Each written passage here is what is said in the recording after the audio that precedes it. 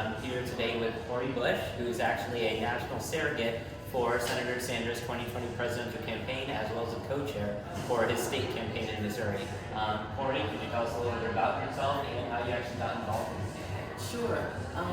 I am a single parent, registered nurse, mostly community health.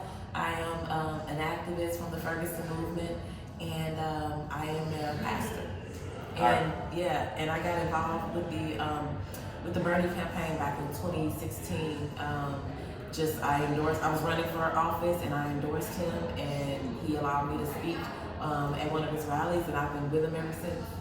And I think that, a large amount of people who, still may not have the ability to vote and are still younger, even students in college and teenagers, I think that a lot of their viewpoints they feel aren't heard. And I know that Senator Sanders, talks a lot about those specific issues. Could you, talk a little bit about how Senator Sanders, would be able to help teenagers and would be able to help students as a whole, when he becomes president? Right. So one way is definitely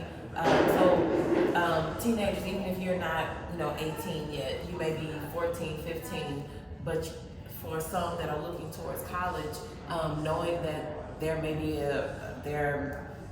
an issue going to college due to the cost. Bernie Sanders planned to cancel all to make colleges free, state colleges and trade schools free, takes the burden off. Not only that, his plan also includes a Pell Grant that would be used for non-tuition things, because the tuition would be paid for. So it would be for housing, it would be for living expenses, it would be for books, and we do know that food insecurity is huge when we're talking about students in college.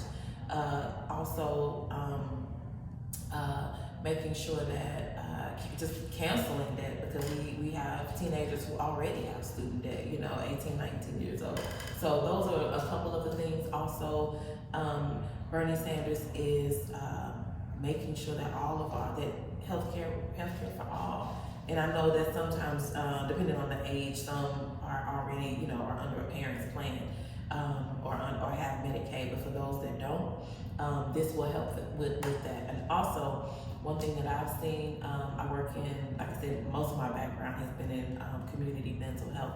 One thing that I've seen a lot is we have teenagers and young children who need a particular medication. They have Medicaid, but there is such a process trying to get that medication, and so the parents end up having this.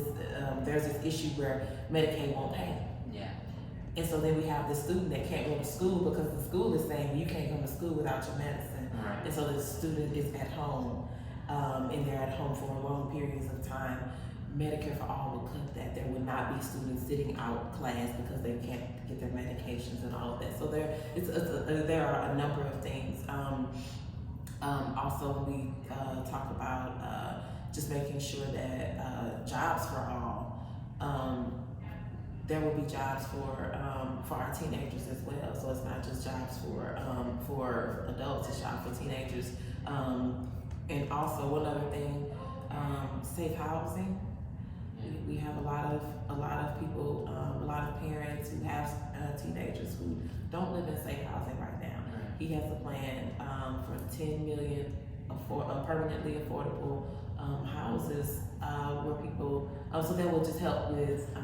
That will definitely help with our population of people that are living in unsafe housing right now. And I know that you've also had plans to be running for the Missouri's first congressional district. Yes. So could you talk a little bit about that and the various changes you are hoping to make? Sure.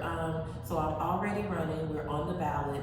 Our campaign is endorsed by Senator Bernie Sanders, and one thing that we're trying to do is I believe that the job of the U.S. representative is to represent the community. Yeah. And so I'm someone who's from the community. I'm someone who has worked with so many different groups within this community, within the district, and that I believe that the heart of this thing being a love for humanity, that's what should be seated in that seat. And so for me, it's not okay to have people who are living uninsured. It's not okay to have people who are sleeping on the street. It's not okay to have people who don't have access to food or to health care, you know, all of these things. And so those are the things. And then we have this horrible cash bail system. We have horrible criminal justice system happening right now, and it's really affecting our community. And so those are the things. So, and I'm not a one-issue candidate because I believe that all of these issues are interconnected.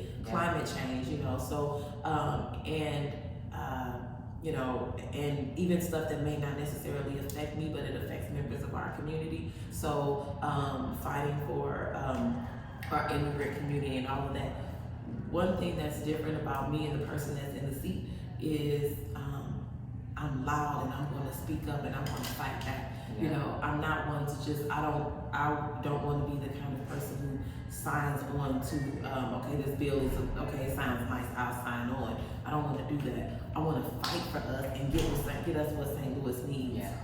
All right. Well, thank you so much for your time, and thank you for answering all the questions. Have Good a luck great in the future. Yes, you All too. right, thank you.